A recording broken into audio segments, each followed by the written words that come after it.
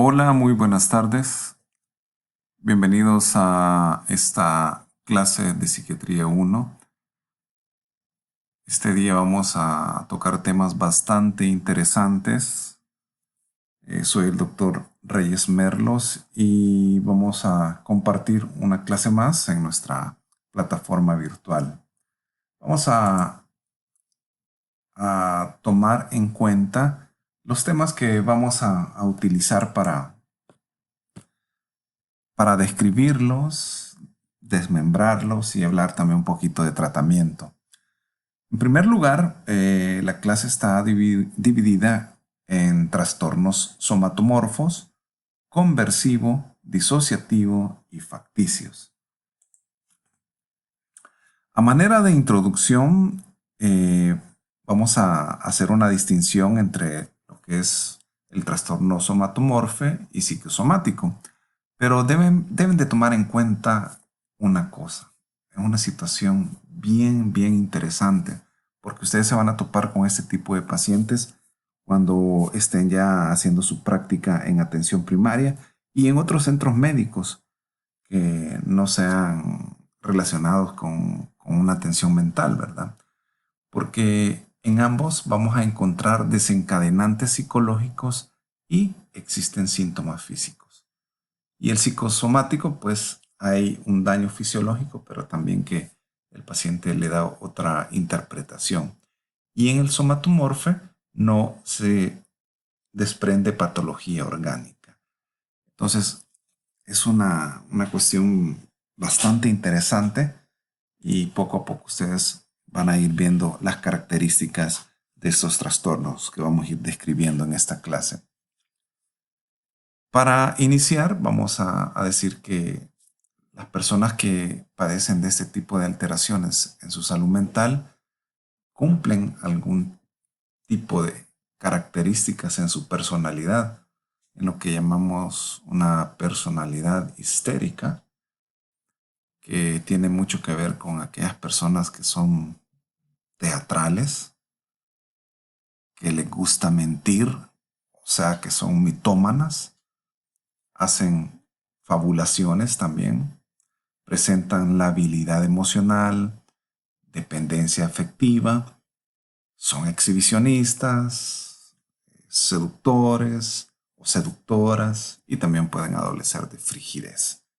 Entonces, vamos a describir estas personas así como en las películas de hace un par de años, ¿verdad? Donde estaban esos hombres románticos y esas mujeres seductoras con esas características que yo les acabo de mencionar. Así que vamos a hablar de lo que hemos iniciado contándoles pues que el principal trastorno de esta categoría es lo que ahora en día en el DSM-5 se llama trastorno de síntomas somáticos. En el DSM-4 se llamaba trastornos de somatización y en todo esto pues resalta la realización del diagnóstico basándonos en estos tipos de síntomas positivos y los signos que son así bastante angustiantes, los pensamientos, los sentimientos y los comportamientos anormales en respuesta a estos síntomas. Entonces, vamos a tener prevalencia en los factores orgánicos. Esto es como una interacción de todos estos factores. Prevalencia de factores psíquicos, prevalencia de factores intencionales también. Entonces ahí vemos esa gama de enfermedades, ¿verdad? Donde vamos a tener algo orgánico que lógicamente va a ser una enfermedad verdadera, la parte de los trastornos psicosomáticos somatomorfos o somatomorfes, que va a haber como una combinación entre la prevalencia de factores psíquicos, factores orgánicos y también factores intencionales. Y aquí en los factores intencionales vamos a ver las afecciones que son fingidas. Dentro de toda esta gama de alteraciones hay factores psíquicos que influyen en el curso de las afecciones orgánicas, ¿verdad? Y también vamos a tener una relación o una presencia de lo que nosotros también llamamos como factores o trastornos facticios, de los cuales vamos a hablar más adelante en la clase. Bueno, los trastornos somatomorfes, cuando existen unos síntomas físicos sin que exista hallazgos orgánicos o mecanismos fisiológicos demostrables y además hay prueba o firmes presunciones de la existencia de factores o conflictos psicológicos ligados a ellos. Entonces, este tipo de pacientes son aquellos pacientes que recorren por todas las especialidades de la medicina. Van donde el cardiólogo, les hacen el electro, prueba de esfuerzo, Holter, todo lo que ellos solicitan. Generalmente el síntoma predominante son las palpitaciones. Entonces le descartan todo. De ahí hay presencia de síntomas gastrointestinales, van donde el gastroenterólogo, les hacen de todo, ¿verdad? Les hacen endoscopía, colonoscopías también y todo. Y al final las pruebas también son negativas. Entonces vamos a ir viendo este tipo de clasificaciones. Y aquí está. Ustedes saben que lo que manda en nuestro país pues es la CIE-10 y también el DSM-4-TR. Ahora está el DSM-5, pero por cuestiones académicas seguimos usando el DSM-4-TR y nos vamos a basar en la CIE-10 y vamos a hablar un poquito acerca de las características de este trastorno. El rasgo principal o la presentación reiterada de síntomas somáticos acompañados de demanda persistente de exploraciones clínicas, lo que yo les mencionaba anteriormente. Y en el DSM-4, característica común, presencia de síntomas físicos que sugieren una enfermedad médica. Y entonces ahí están, ¿verdad? El trastorno de somatización, trastorno de somatomorfo indiferenciado, trastorno por dolor, trastorno hipocondríaco. Bueno, hay bastante, ¿verdad? Entonces, esa es como la característica de las personas que adolecen este tipo de alteraciones, que generalmente son mujeres, ¿verdad? Y tienen ciertas características de las cuales vamos a ir hablando más adelante. Pero también hay hombres, ¿verdad? Entonces, el trastorno de somatización, repitiendo, presencia de muchas quejas somáticas en diferentes órganos y sistemas. Aquí está, ¿verdad? Caso típico. Son aquellos pacientes que tienen el expediente voluminoso porque han sido evaluados por múltiples especialistas, ¿verdad? Y se quejan por todo, ¿verdad? Que le duele el pelo, que le duele la uña y todo, ¿verdad? Entonces vamos a tener ese tipo de pacientes que recorren todas las especialidades médicas, ¿verdad? Y tienen esa como tendencia a estar mezclando las quejas del pasado con la sintomatología actual. Entonces, esos pacientes hay que ponerles mucho cuidado. Cuando ustedes vean pacientes que adolecen de cefalea y que ustedes hacen una exploración, no son hipertensos, pero la cefalea persiste, hay que ir investigando ese tipo de alteraciones, ¿verdad? Si tiene algún tipo de problema, algún tipo de preocupación en especial, porque es una manera también de ayudarle a los pacientes. Luego, vamos a tener el trastorno de somatización, que esta es la clave. Tiene que tener 4 síntomas de dolor, 2 síntomas gastrointestinales, un síntoma sexual y un síntoma pseudoneurológico. 4 síntomas de dolor, que puede ser en la cabeza, el abdomen, la espalda, la articulación, las extremidades. Clásicos síntomas gastrointestinales: vómito, distensión, náusea, la famosa colitis, ¿verdad?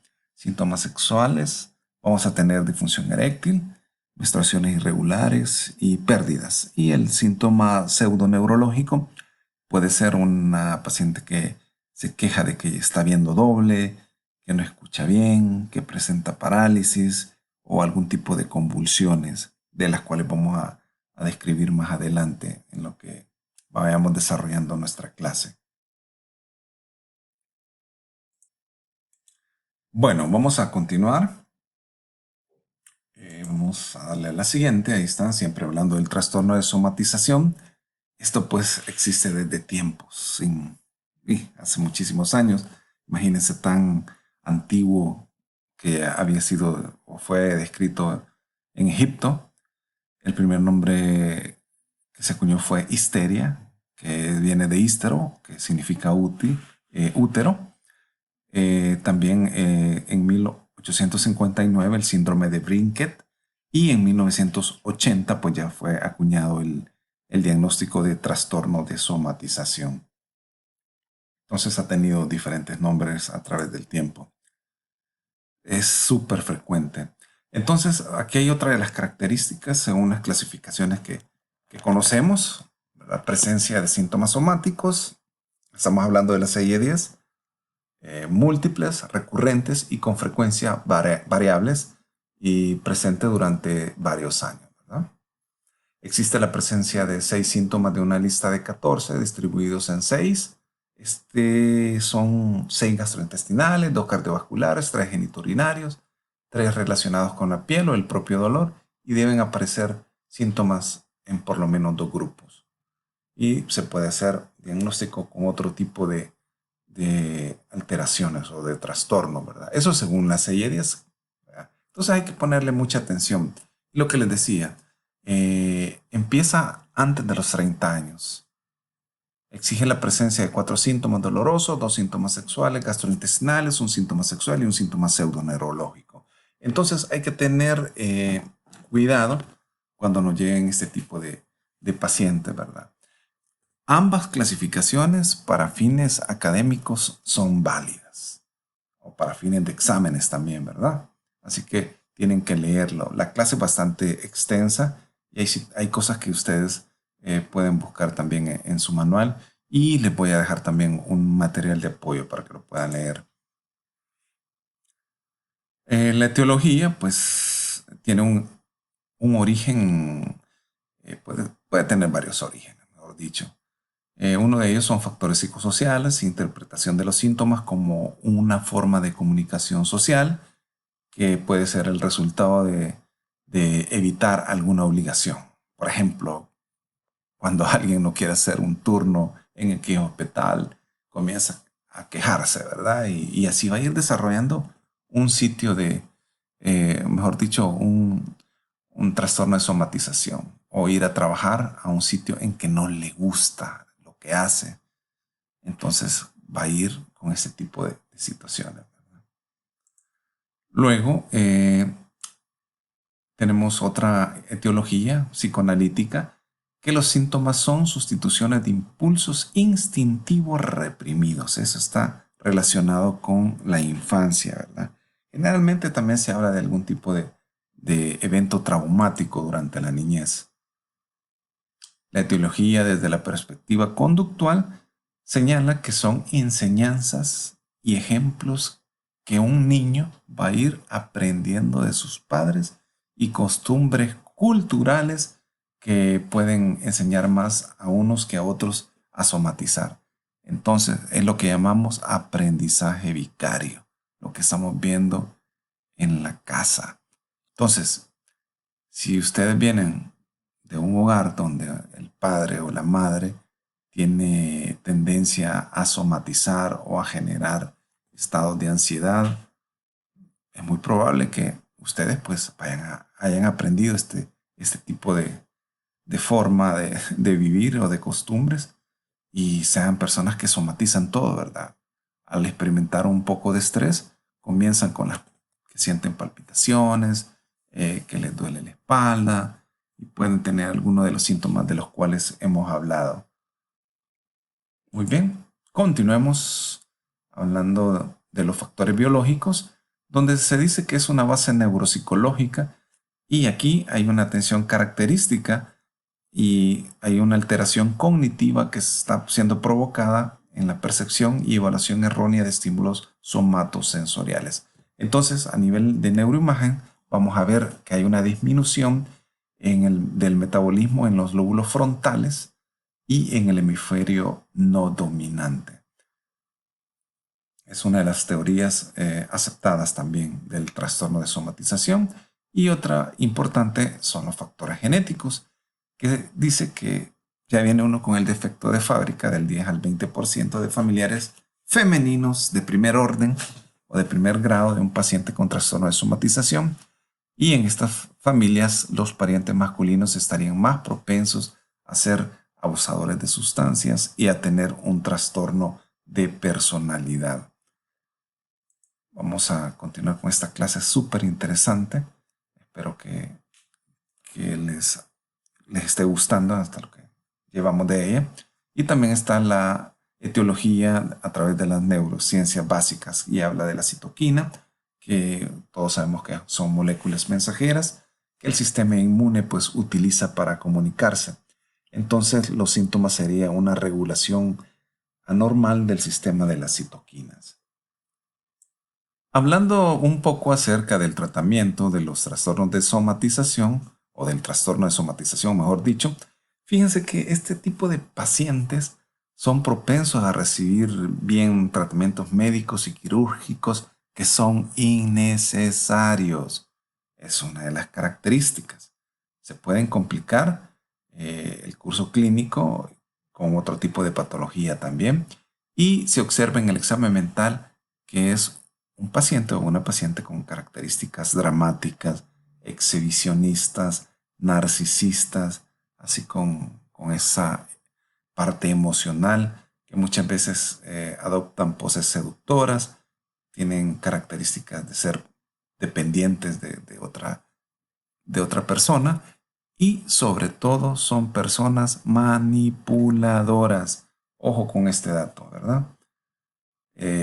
Bueno, si alguien tiene estas características es pura coincidencia. Bueno, continuemos. Vamos a ver. Siempre el trastorno de somatización, dentro del tratamiento, tenemos que utilizar la terapia individual o grupal, en grupos de psicoterapia. Y también si vamos a utilizar algún tipo de tratamiento farmacológico, a la primera línea pues son los antidepresivos, con un perfil un tanto sedante y cantidades pequeñas de antipsicóticos.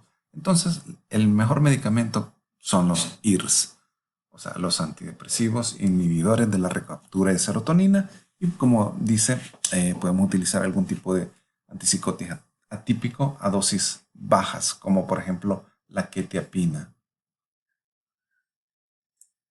Otro de los tratamientos son las estrategias que vamos a utilizar. En primer lugar, tenemos que individualizar el tratamiento. Tenemos que ser muy observadores con los síntomas y la forma en que nos están comunicando este tipo de síntomas. Por eso es necesario dejarles controles frecuentes a estos pacientes y estar pendientes también de que no vayan a caer en las famosas crisis. Bueno, continuemos entonces con la clase. Ahora vamos a hablar acerca de los trastornos conversivos, mal llamados ENES, en algunos hospitales o emergencias de hospitales generales, porque ahí es donde se ven frecuentemente, ¿verdad? No van a consultar primero a un hospital que tenga pues atención de psiquiatría. ¿Qué es un trastorno conversivo? Pues es aquel que está caracterizado por la presencia de síntomas en el área neurológica, pero sin una explicación orgánica, iniciados o exacerbados por factores psicológicos y que pueden ser autoeliminados y resolverse de una manera espontánea. Generalmente ustedes se dan cuenta que posterior a tener algún tipo de problema, así llegan con esa historia, ¿verdad? De repente estaba en la casa, discutió con el novio y se desmayó. Y empezó como si estaba convulsionando, ¿verdad? Entonces por eso lo hemos traído. Ahí vamos a ir viendo ese tipo de situaciones, ¿verdad? O que se peleó la mamá con el papá y estaban los hijos viendo y la mamá cae al suelo, ¿verdad? E igual, ¿verdad? Ha comenzado con un síntoma neurológico. Vamos a ver las características entonces. Fíjense una cosa, que el DSM-4 lo incluye en los trastornos somatomorfes, pareciendo ignorar el papel que el mecanismo de disociación desempeña. Y la CIE-10 lo incluye dentro de los trastornos disociativos, de los cuales también les voy a hablar más adelante. Hay que tener en cuenta lo que yo les decía. El rasgo esencial es una súbita y temporal alteración de las funciones normalmente integradas de la conciencia, la identidad o las conductas motoras con las que se pierde parte de una o más de estas funciones. Y que de repente quedó ciega.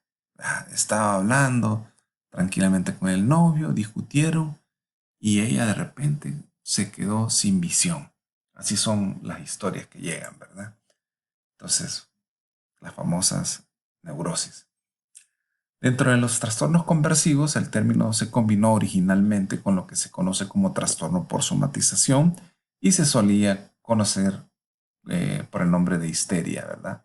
Reacción de conversión, reacción disociativa o neurosis o las famosas N que creo que más de alguna vez ustedes han escuchado a, a profesores de otras especialidades, ¿verdad? Y que cuando ven pacientes así hasta las discriminan y son pacientes pues, con algún tipo de alteración en su salud mental y no debería de pasar eso. Freud utilizó el término para adelantar la hipótesis de que ellos convertían conflictos psicológicos inconscientes en molestias corporales. Y tenía mucha razón Freud, fíjense, porque de eso se trata. Es esa expresión de malestar interno psicológico que se va a manifestar en el cuerpo. Y vamos a hablar que hay varios subtipos con síntomas o déficits motores. Aquí pues la característica es que hay una alteración en la coordinación psicomotora, en el equilibrio, puede haber parálisis, debilidad muscular, dificultad para deglutir, cesación de nudo en la garganta, se ponen afónicos y dicen muchos que hasta no pueden hacer ni pipí porque hay una retención urinaria. Y están las que son más frecuentes con crisis o convulsiones, ¿verdad? Con presencia de componente motor voluntario o sensorial. Una de las características es que no pierden la conciencia, ¿verdad? Y que tampoco hay pérdida de esfínteres. Para que ustedes cuando vean un paciente con una historia como la que les estaba mencionando, de que ha tenido problemas en su casa o tuvo problemas en el trabajo o algún tipo de situaciones así, entonces uno ya va descartando lo orgánico y va pensando que puede ser un trastorno conversivo. Recuerdo varios pacientes que uno de los síntomas bastante frecuentes es la parte de la debilidad muscular o que se les engarrotan las manos, hablando así en buen salvadoreño, ¿verdad? Entonces que se engarrotaron y ya no podían ni estirar las manos, y generalmente les pasa cuando hay algún tipo de problema y siempre está lo que llamamos ganancia secundaria de por medio, ¿verdad? Está también con subtipos o déficits sensoriales, que es la sensación de la pérdida de la sensibilidad táctil y dolorosa, diplopía, ceguera, sordera y alucinaciones. Y puede haber una presentación mixta de los síntomas de los cuales ya hemos hablado, ¿verdad? Entonces también hay que pensar y descartar todo lo orgánico primero, pero siempre es importante si tuvo algún tipo de problema en la casa previo a la aparición de este tipo de sintomatología. Y no solo problemas en la casa, en el trabajo, de pareja, de todo, pues, de estudio, todo lo que ustedes se les pueda ocurrir, pero siempre esa es la pregunta como clave en este tipo de alteraciones. Y aquí están los criterios del DSM-4, uno o más síntomas o déficits que afectan las funciones motoras, voluntarias o sensoriales y que sugieren una enfermedad neurológica o médica. También les invito pues a que lean el material de apoyo y también ese que tiene su manual donde pueden ir ustedes consultando las diferentes categorías o mejor dicho los criterios de las alteraciones de las que yo les estoy hablando. Recuerden que esta solo es una guía. Bueno, siempre dentro de los criterios hay que hacer un examen clínico adecuado para descartar que no sea una enfermedad médica, ¿verdad?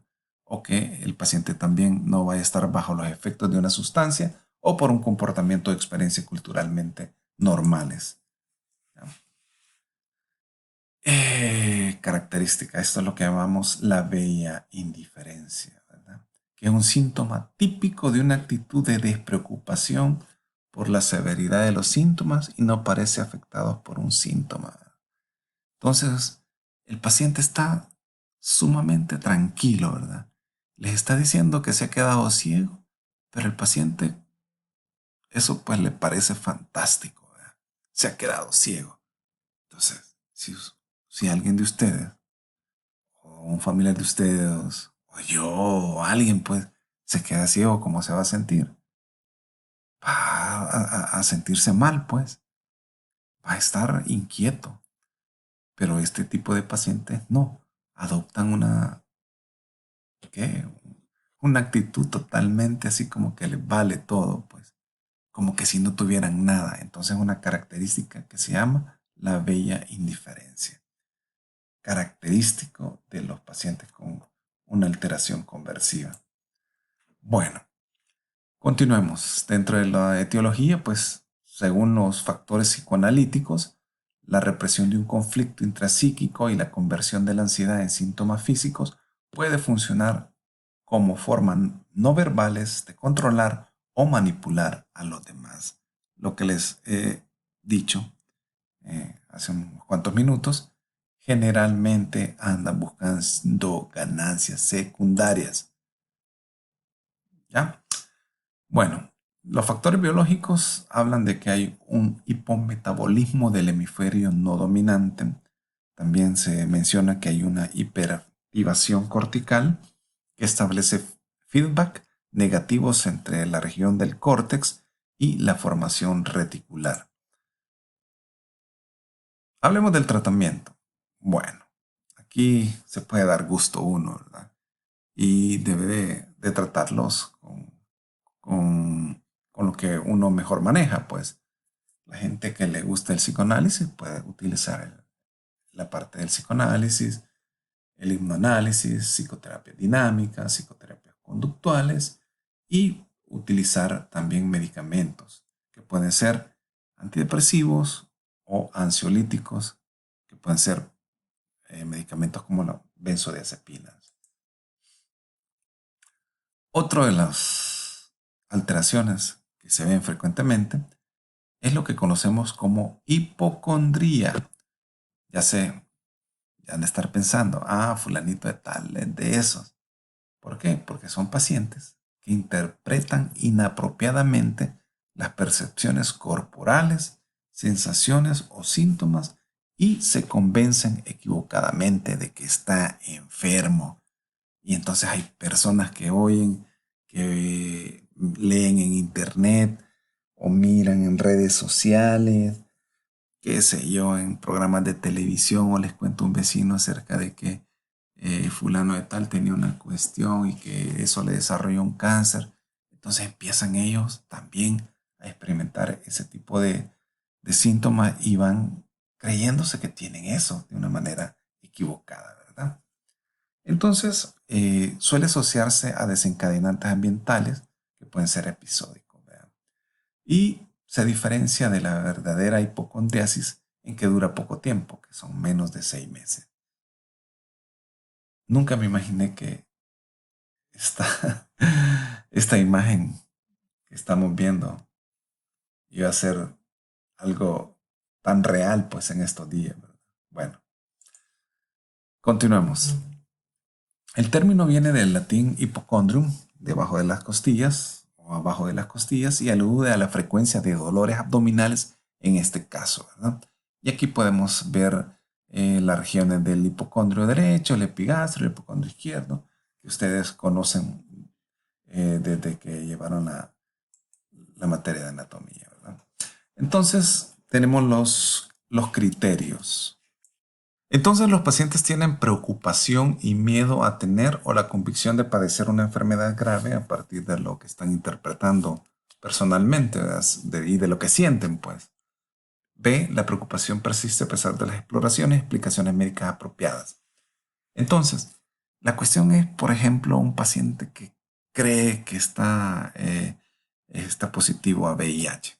Va y se hace una prueba.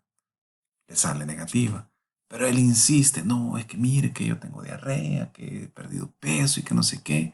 Va y se hace otra prueba. Y entonces así está, ¿verdad? Ese es uno de los ejemplos característicos. Entonces, muchas veces puede caer hasta en la parte delirante, ¿verdad? Y también tiene que ver con, a veces, con un trastorno dismórfico corporal, del cual vamos a hablar más adelante en la clase. Vamos a tratar de avanzar y no detenernos mucho en los criterios, porque ustedes tienen su manual para que ustedes lo puedan leer, ¿verdad? Entonces, la preocupación generalmente va a provocar malestar clínicamente significativo, va a haber un deterioro en la parte social, en lo laboral o en las otras áreas importantes de la vida del individuo, ¿verdad? Etiologías, pues principalmente pues un esquema cognitivo defectuoso o alterado su pensamiento, ¿verdad? Puede ser también por aprendizaje social, variante de otros trastornos, por ejemplo, trastornos obsesivos compulsivos, lo que él hablaba hace unos momentos, un trastorno dismórfico corporal y también puede ser explicado desde una parte psicodinámica.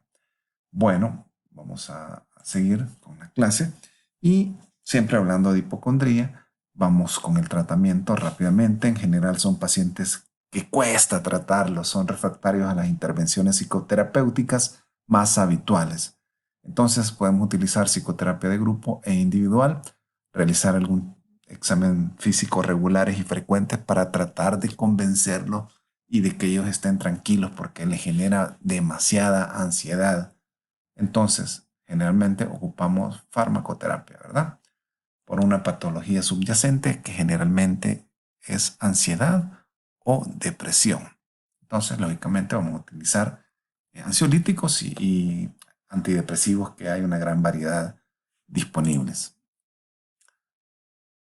Los trastornos disociativos, este es como la segunda parte de la clase.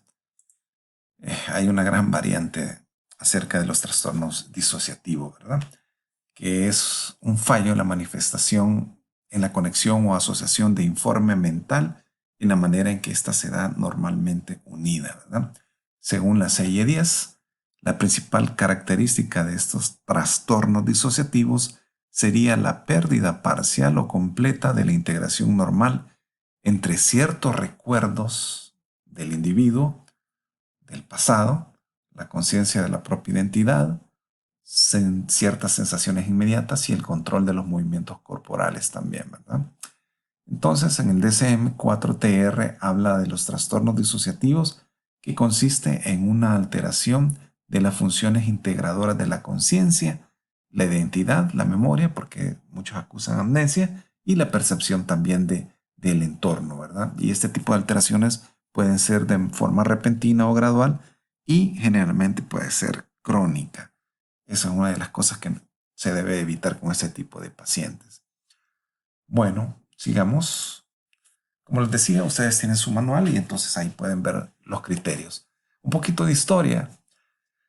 Se reportó el caso de una mujer alemana que cambiaba su personalidad de una manera tranquila, que era una campesina, pero actuaba de una forma que era una dama francesa de la aristocracia.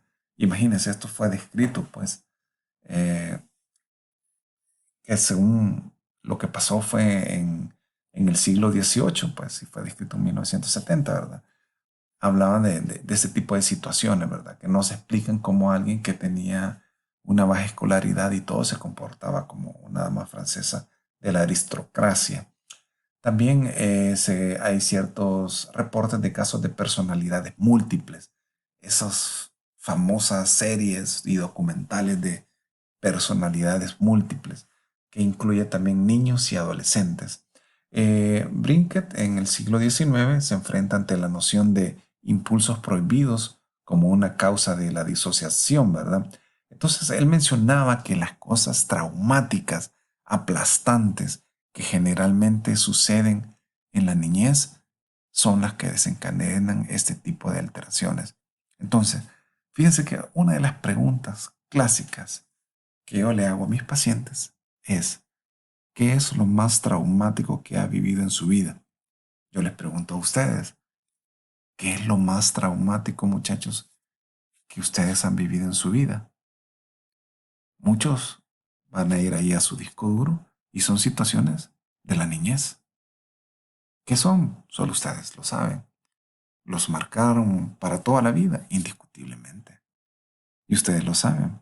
Entonces, generalmente este tipo de trastornos tienen su génesis en la niñez. Y siguiendo con parte de la historia ya en el siglo XX, la Segunda Guerra Mundial trajo muchas víctimas. Entonces aquí hablaban de histerias, ¿verdad? Que se veían en los campos de guerra, ¿verdad? Por ejemplo, habían soldados que perdían la identidad, no sabían quiénes eran ellos, hacían fugas disociativas, se quedaban ciegos sin una explicación y también muchos pues mencionaban que se habían quedado como paralíticos. Bueno, el mecanismo existen tres. En primer lugar, la disociación mental en forma de módulos o sistemas no integrados. En segundo lugar, es una disociación como una alteración en la conciencia que implica la desconexión de la persona consigo misma y con el mundo. Y la última, pues, es la disociación como un mecanismo de defensa, que para mí esta es una de las de donde está centrado todo, ¿verdad? Un mecanismo totalmente de defensa del individuo. Y aquí tenemos la clasificación según la CIE-10, ¿verdad? La disociación amnésica, la disociación en fuga y también tenemos la del DSM-4 que ustedes pueden leer, ¿verdad? Entonces, amnesia, fuga, trastorno de identidad, desorden de despersonalización también. Vamos a ver algunas características de este tipo de alteraciones. En la parte de la amnesia, según las pautas diagnósticas de la serie 10, es la presencia de amnesia parcial o completa para hechos recientes de naturaleza traumática o estresantes, lo cual a veces no puede ponerse de manifiesto a través de información de terceros. B, la ausencia de un trastorno orgánico cerebral, una intoxicación o fatiga excesiva. Por cierto, hace pocos días acabo de evaluar a una paciente que tuvo una situación así bastante, llamémosle, estresante más que todo, más que traumática, fue estresante, ¿verdad? Que el papá tuvo un problema son personas que viven en la zona rural de nuestro país. Entonces el papá tuvo un problema con otro vecino con el que comparte un terreno y al parecer el señor tiene la costumbre de quemar el terreno para luego sembrar la milpa. Entonces el fuego se le fue, ¿verdad? De sus manos, por decirlo así, y le quemó parte del terreno del otro vecino con el que ya venía teniendo fricción. Entonces el otro señor lo amenazó a muerte, le sacó el corvo y llamó hasta la policía, ¿verdad? Para que se lo llevaran preso porque le había dañado su terreno. Y la hija vio toda esta situación. ¿Y qué pasó? Cuando llegaron a la casa, de repente le hablaron por su nombre y ella dijo que no se llamaba así.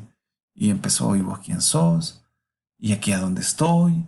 Y mira, vení, comé. No, si ustedes no son mi familia, yo no los conozco. Entonces tuvo así, cabal, una amnesia disociativa, ¿verdad? Que es una alteración eh, que se da por este tipo de situaciones traumáticas, ¿verdad? Está generalmente asociado a esto, a algo traumático o estresante, ¿verdad? Bueno, entonces hay criterios también para la fuga disociativa. Y aquí tengo también otro como anécdota pues, de pacientes que he visto que han tenido este tipo de situaciones, ¿verdad? Por ejemplo, el criterio A es que son viajes repentinos e inesperados lejos de la casa o del puesto de trabajo con incapacidad para recordar el pasado. Esa es la característica. Y para que ustedes lo entiendan mejor, fíjense que tengo un paciente que de repente estaba haciendo unos trámites en la universidad y de repente apareció en Santa Ana. Y al preguntarle cómo fue que apareció allá, dice que él solo se recuerda que estaba en la universidad y después recuerda que una gente le empezó a preguntar que si andaba perdido, porque apareció en Santa Ana y cuando apareció en Santa Ana ya era de noche. Entonces, y lo encontraron en el centro de Santa Ana deambulando así con la mirada perdida y todo eso, ¿verdad? Había una confusión sobre la identidad personal o asunción de una nueva identidad. No aparece exclusivamente en el transcurso de un trastorno de identidad disociativo y no es debido al aspecto fisiológico de una sustancia o una enfermedad médica. Generalmente siempre ha estado, ¿cómo se llama?, asociado pues a situaciones estresantes que están viviendo este tipo de pacientes que presentan este tipo de fuga, ¿verdad? Y la siguiente 10 habla de los criterios siguientes. Debe presentarse las características de amnesia disociativa, o sea, no se acuerdan. Hay un desplazamiento intencionado más allá del ámbito cotidiano y el mantenimiento del cuidado básico de sí mismo y de la interacción simple con extraños, ¿verdad? O sea que más o menos ellos se cuidan, pues, en el lugar que andan cuando ya han como reaccionado, por decirles algo. Y generalmente no hacen una sola fuga, porque del paciente que les estoy hablando de repente apareció en Sonsonate y apareció en una zona donde hay presencia de grupos pandilleriles. Imagínense. Entonces dice que cuando de repente él reaccionó, se dio cuenta que estaba en Acajutla, para ser exacto. Entonces él lo que hizo fue acudir a un puesto policial y de ahí fue que le hablaron al papá para que lo llegaran a traer, ¿verdad? Entonces también existe ese cuidado básico del que menciona el criterio de la CIE-10, ¿verdad? Y está también otra de las características que es la amnesia por despersonalización. Acá el rasgo esencial es la súbita aparición de la sensación de extrañeza del propio cuerpo, parte del cuerpo, y suele presentarse ya sea durante o tras el sometimiento a una situación traumática como efecto de la meditación también, como resultado de la ingestión de drogas psicodélicas, sugestión hipnótica, etc. También suele estar acompañada de otro tipo de patologías que pueden estar asociadas a esta desrealización, ansiedad, trastorno de estrés postraumático, deprivación sensorial, depresión, pensamientos obsesivos e hipocondría. Entonces hay una gran variedad de alteraciones que pueden acompañar este tipo de patologías. Los criterios diagnósticos del SM4 le voy a describir algunos de ellos, que son experiencias persistentes o recurrentes de distanciamiento o de ser un observador externo de los propios procesos mentales o del cuerpo, la famosa desdoblación. Durante el episodio, el sentido de la realidad permanece también intacto y la despersonalización provoca malestar clínicamente significativo o deterioro social, laboral o de otras áreas importantes de la actividad del individuo. Entonces, tienen experiencias de desdoblamiento. Esa es la palabra correcta. Y seguimos con más de los trastornos disociativos y ahora vamos a hablar un poco del trastorno disociativo de identidad. Acá pues hablan de que la gente puede mostrar personalidades diferentes en forma simultánea o de forma sucesiva. Respecto al tipo de conocimiento entre las personalidades, este puede ser mutuo, es decir, las personalidades pueden conocerse entre sí y puede existir un continuo en memoria. Entonces muchas veces hemos visto documentales o películas donde una persona puede actuar de diferente manera, ¿verdad? Entonces hay gente que puede tener que ser un papel, una personalidad, por ejemplo, de una maestra, puede tener personalidad de una sexo servidora, puede ser de una ingeniero, una doctora, cualquiera. Entonces parte del tratamiento es que la persona debe de quedarse con la personalidad que mayor beneficio le trae, ¿verdad? Entonces, las identidades alternas se producen debido a incapacidades de muchos niños que han vivenciado traumas a desarrollar un sentido unificado de sí, manifestados a través de diferentes estados de comportamiento, sobre todo si los traumas se producen antes de los 5 años. Esa es como la causa de los trastornos disociativos de identidad. Fíjense qué importante es esta pregunta.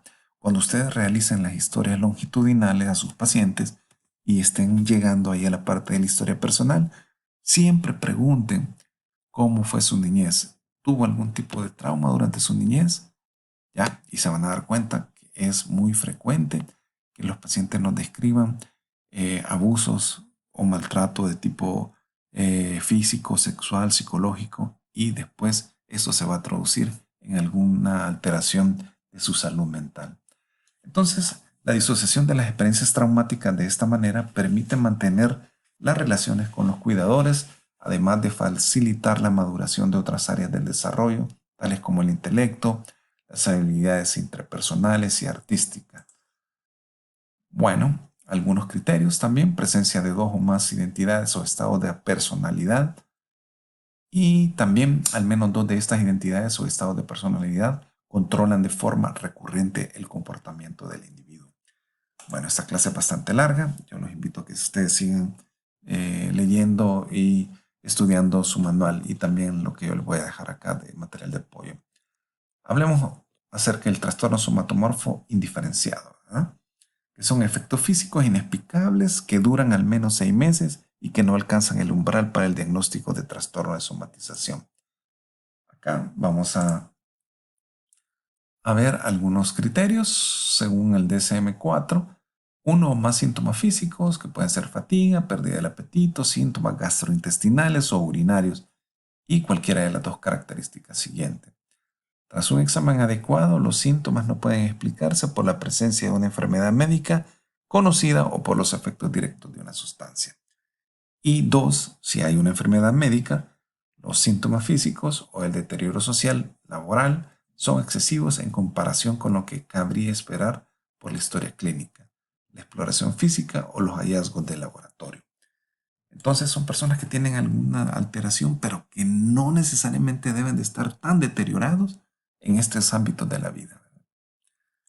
Bueno, vamos a seguir viendo el trastorno somatomorfo no especificado, y esto es bien interesante.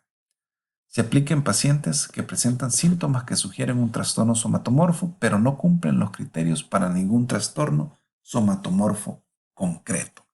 Entonces, estamos en la noche viendo noticias 4 Visión o también Código 21 y sale este tipo de historia, ¿verdad? Que hay una mujer que está embarazada y que no la quieren atender en el hospital y que en el hospital ya le hicieron todas las pruebas y que ella no está embarazada, sino que es algo psicológico. Entonces, eso se llama pseudociesis, que es la creencia errónea de estar embarazada con signos objetivos de embarazo. Entonces la paciente llega, ¿verdad? Con su pancita, ¿verdad? Hay flujo menstrual reducido. Muchas veces sí hay amenorrea, está esa sensación de que se le mueve el bebé, náuseas, secreciones y congestión mamaria.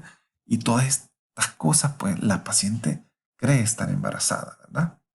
Entonces, ¿qué pasa? Se ponen ropa de embarazada, empiezan a comprar cosas para su supuesto niño que van a tener, pero en realidad no están embarazadas. Entonces es un trastorno que impide o que implique síntomas hipocondríacos no psicóticos de menos de 6 meses de duración.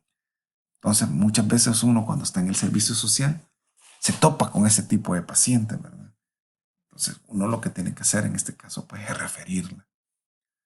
Y generalmente pues dan mucho de qué hablar, imagínense, pues para que le estén hasta dedicando algún tipo de programa en la televisión, o a veces salen noticias también que en los periódicos donde les niegan la atención y que están embarazadas y que no sé qué, pero realmente pues lo que tienen es un trastorno somatomorfo no especificado llamado pseudociesis. Entonces vamos a continuar con esta clase, y otra de las cosas importantes es el trastorno por dolor. Ese trastorno se caracteriza por la presencia de un intenso dolor, el cual no tiene una justificación por los efectos de una alteración orgánica y por ende obedece a causas psicógenas. Son aquellos pacientes o pacientes que están tomando muy buenos analgésicos y ellos siempre están con dolor. Entonces vamos a tener subtipos y especificaciones. Vamos a hablar primero acerca de los que están asociados a la aparición del trastorno. Acá tenemos el trastorno por dolor asociado a factores psicológicos, trastorno por dolor asociado a trastornos o factores psicológicos y causas médicas que pueden tenerlas. Y también vamos a hablar acerca del tiempo de la duración del dolor en el transcurso del trastorno, que puede ser agudo cuando dura menos de 6 meses y grave cuando ya es superior a los 6 meses. es bastante interesante porque uno en la práctica médica se topa con este tipo de pacientes, ¿verdad? Y como les decía, está utilizando los mejores analgésicos, pero persisten, ¿verdad? Veamos los trastornos asociados al trastorno por dolor. En la parte médica, generalmente están los pacientes que tienen algún tipo de enfermedad musculoesquelética, neuropatías, neuroplasias, malestar gastrointestinal, enfermedades hepáticas.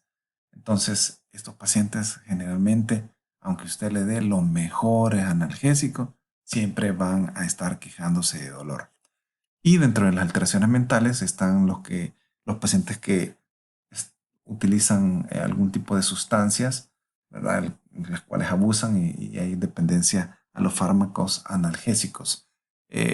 Bueno, ustedes saben que hay un montón de medicamentos que sirven para el dolor y que también pues, son precursores de otro tipo de sustancias psicoactivas. Pero bueno, ese es otro tema.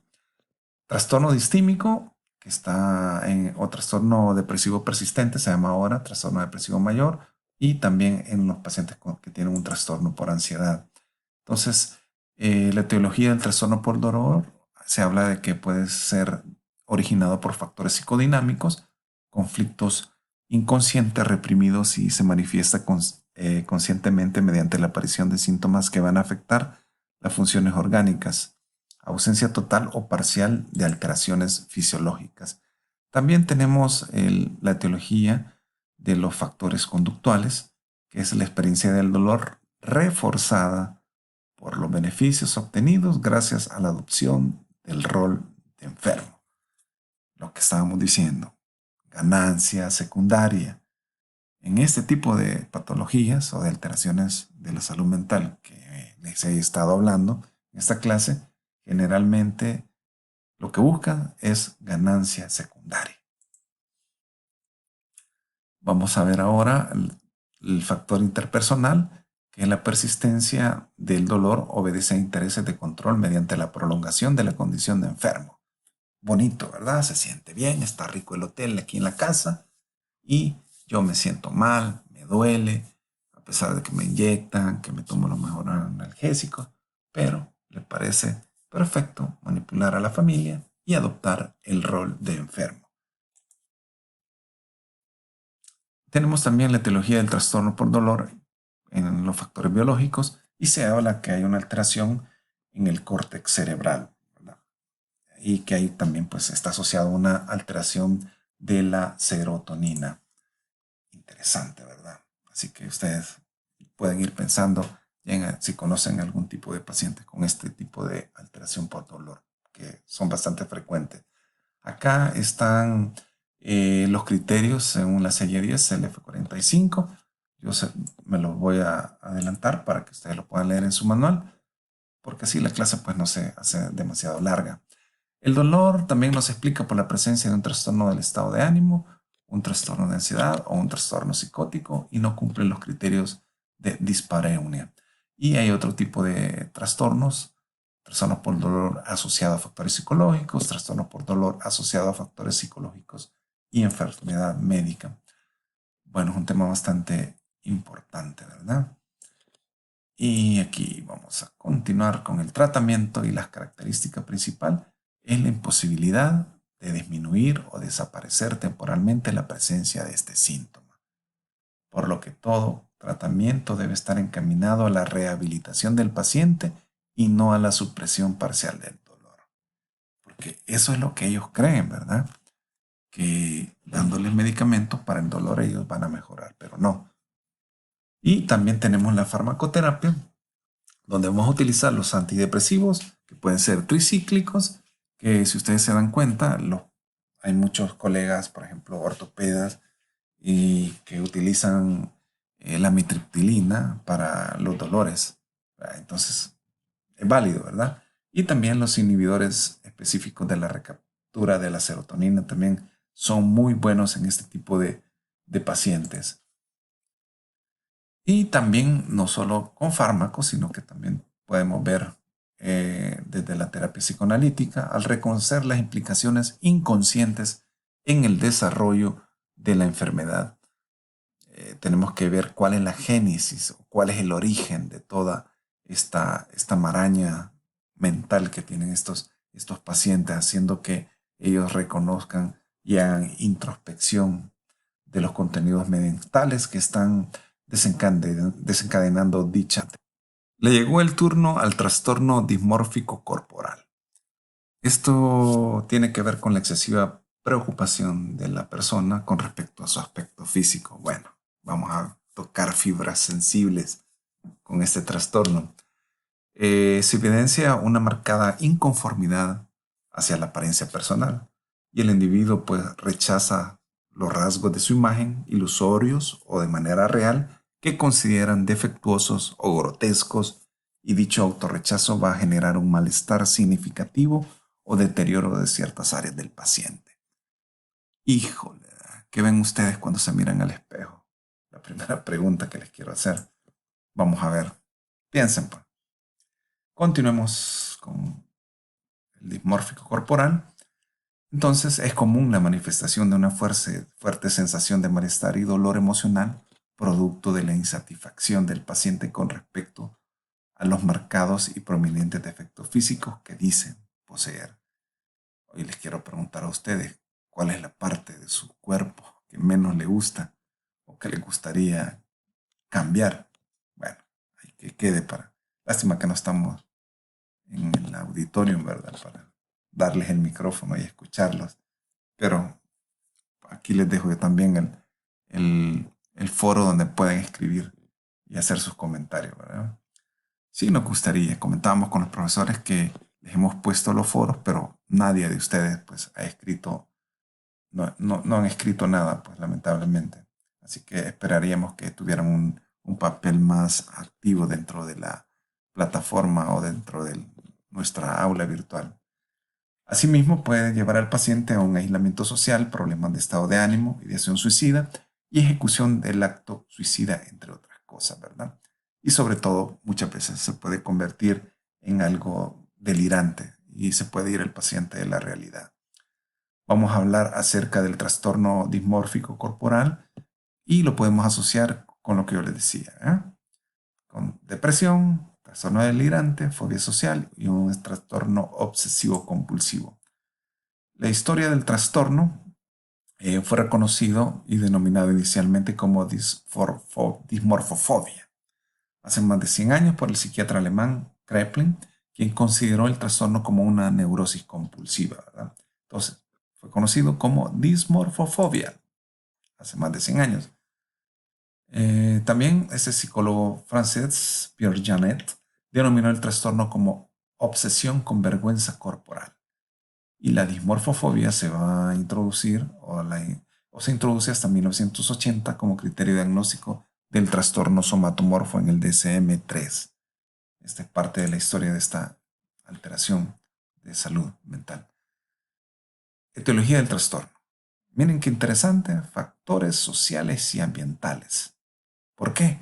Porque en nuestra sociedad tenemos constructos de belleza y estética, ¿verdad? Donde dicen que la mujer bonita es delgada, el hombre guapo es así atlético, y nos hacen creer este tipo de determinantes en el desarrollo de creencias falsas con respecto a un deterioro o un defecto físico irreal o exagerado, producto de la distorsión de la percepción de dicho defecto. Entonces, si ustedes se recuerdan cuando iban, por ejemplo, a tercer ciclo o estaban en su bachillerato y eran gorditas o gorditos, les hacían bullying por eso, ¿verdad? O si tenía algún problema de acné o algo, no sé, se sentían quizás mal, ¿verdad? En ese momento. ¿Por qué? Porque existen esos estereotipos, ¿verdad? Entonces, generalmente los siguen utilizando hasta como estrategia de marketing. Venden automóviles, mujeres. Venden llantas, mujeres. Y ahí las podemos ver en los negocios de los car wash o cualquier venta de repuestos donde generalmente tienen a las mujeres, ¿verdad? Y son mujeres bastante bonitas, ¿verdad? No sé si será una estrategia de marketing o qué, ¿verdad? Pero lo más seguro que sí. Entonces tenemos los factores biológicos donde se habla de una alteración a nivel de la serotonina y por eso está los pacientes con algún tipo de depresión, factores psicodinámicos. Por ejemplo, se habla de que ha sucedido un conflicto entre madre e hija, ¿verdad? Y este es característico de ese trastorno son los mecanismos de defensa, de represión, disociación, simbolización y de la proyección. Entonces, el curso del trastorno tiene varias fases. La primera es la obsesión, ¿verdad? Corrobora la creencia irracional, ¿sí? Empiezan a obsesionarse con, por ejemplo, que tienen la nariz o la oreja deforme o alguna cosa. Bueno, no sé. Ya vamos a ver algo que, que siempre les pregunto cuando doy esta clase en el auditorio, pero bueno, ahora lástima que no. Fase de evitación, eludir la creencia irracional y luego viene la fase depresiva o suicida, ¿verdad? Como un efecto final de la creencia irracional. Entonces se empiezan a obsesionar con eso y con eso y con eso y empiezan con la creencia irracional, o sea, la aceptan y esto los lleva a andar pensando o quitarse la vida, ¿verdad? Y esta tabla es bien interesante, fíjense. Es la estadística de las áreas corporales, objeto de preocupación y obsesión. Entonces yo les pregunto a ustedes, ¿qué parte de su cuerpo es lo que menos les gusta? Y ahí hablan, por ejemplo, del cabello, dicen 56%, los brazos, 9%, veamos el abdomen, 22%, los labios, o sea, nadie está bien como Dios lo hizo, ¿verdad? O nadie se acepta, siempre la gente anda viéndose defectos en cualquier parte del cuerpo, ¿verdad? Pero si ustedes pueden ver ahí que los más significativos o los mayores, o el que tiene el mayor porcentaje, miren, la nariz, los dedos del pie, ahí, o sea, eso llevan como la delantera de lo que menos les gusta. Entonces, por eso vienen las rinoplastías, ¿verdad? Que es tanto dinero que hacen los cirujanos plásticos en todas partes del mundo con eso, ¿verdad? Entonces, tenemos algunos criterios del F45.2, que es el trastorno dismórfico corporal, que es la preocupación por algún defecto imaginado del aspecto físico. Cuando hay leves anomalías físicas, la preocupación del individuo es excesiva. Entonces, aquí tenemos también esas personas que se realizan un montón de cirugías plásticas. Se operan la nariz, se operan los labios, se ponen botox, no sé qué más productos pueden utilizar, se operan las orejas, se ponen boobies, pompis, reducción a través de la liposucción, y bueno, tantas y tantas cosas, ¿verdad? Entonces vemos gente que tiene un montón de cirugías y es muy probable que tenga un trastorno dismórfico corporal. Así que, por favor, pues leen los criterios para que ustedes pueden analizar todo este tipo de situación, ¿verdad? Aquí están los criterios de la CIE-10, pues no contienen una característica o categoría aislada para describir el trastorno dismórfico corporal y en vez de ellos propone una única tabla de criterios diagnósticos, ¿verdad? Que puede aplicarse tanto para hipocondría como para el trastorno dismórfico corporal. Ahí están los dos instrumentos que utilizamos en el área de psiquiatría, ¿verdad? Y el tratamiento, pues vamos a utilizar antidepresivos tricíclicos y podemos utilizar los inhibidores de recaptura de serotonina o también noradrenalina, que son los duales. Y también tenemos que utilizar psicoterapia cognitivo-conductual. Entre los métodos utilizados, pues encontramos las técnicas de relajamiento, exposición en vivo con prevención de respuesta y la reestructuración cognitiva. Enseñarle a quitarse ese tipo de pensamientos. Podemos utilizar también ejercicios de visualización, que son muy buenos también para relajarnos, ¿verdad? Ahora vamos a ver los trastornos facticios, que son muy no son tan frecuentes, ¿verdad? Estos trastornos están caracterizados por la intención y determinación injustificada de asumir el rol de enfermo. A diferencia de las conductas de simulación, aquí el individuo con trastorno facticio buscará adoptar el papel de enfermo sin una aparente causa que sustente dicha conducta. En otras palabras, el paciente está totalmente sano. Y como siempre, ganancia secundaria. Este trastorno, el paciente induce voluntariamente los síntomas, pero a diferencia de la simulación, no se persigue ningún beneficio ni se busca valerse de la condición de enfermo para manipular a otro individuo u obtener cierta concesión o ventaja. No estamos muy de acuerdo con esto porque generalmente los casos que yo he conocido con este tipo de padecimiento, pues lo que buscaban al final era una ganancia secundaria. Dentro de los trastornos facticios, en los actos de simulación, el individuo busca adoptar una situación o contexto específico mediante el fingimiento de un padecimiento somático, lo que podría decir que hace parte de un mecanismo de adaptación de diferencia a la conducta facticia, donde no se presenta ningún tipo de incentivo o beneficio que motive tal conducta. Bueno, fíjense que en los pacientes con actos de simulación generalmente es una mayor ganancia secundaria y les voy a comentar un caso. Recuerdo el de una paciente que decía que le había dado un accidente cerebrovascular. Entonces se le mandó la interconsulta con el internista y el neurólogo y dijeron que no tenía nada.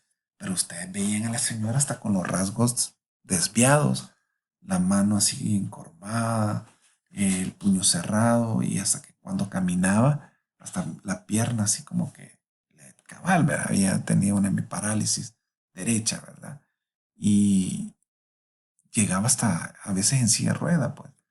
Pero investigando, nos dimos cuenta que lo que andaban buscando era que se le diera una incapacidad o una constancia como por invalidez, porque tenía un problema con la casa, mejor dicho, ¿verdad? Lamentablemente, ¿verdad?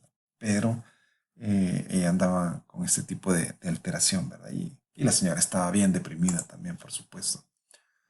Bueno, la sintomatología del trastorno facticio puede ser inventada, falsificada, autoinfligida, como les decía, exageración de un trastorno físico preexistente, combinación o variación de todas las anteriores. Ese caso, pues, nunca se me va a olvidar. Bueno, tenemos también subtipos de trastornos facticios, con predominio de signos y síntomas psicológicos, signos y síntomas físicos y síntomas y signos psicológicos en combinación. Bastante larga la clase. Yo los invito a que lean su manual porque ahí están todos los criterios, ¿verdad? Y F68.1, ahí pueden leer el fingimiento, producción intencionada de signos o síntomas físicos o psicológicos. El sujeto busca asumir el papel de enfermo. También ahí pueden leer el trastorno facticio con predominio de síntomas y signos psicológicos. Bueno, es súper importante e interesante lo que hemos leído en este día. La relación de los criterios diagnósticos de investigación de la CIE-10 proponen criterios diagnósticos prácticamente iguales para el trastorno facticio. Ahí están los dos libros. Así que, mis queridísimos y estimados estudiantes de quinto año de medicina de la Facultad de Medicina de la Universidad de El Salvador, fue un placer compartir una vez más con ustedes y les deseo éxitos y hay que seguir adelante en la vida. Así que muchas gracias, o mejor dicho, una de mis frases favoritas, gracias totales.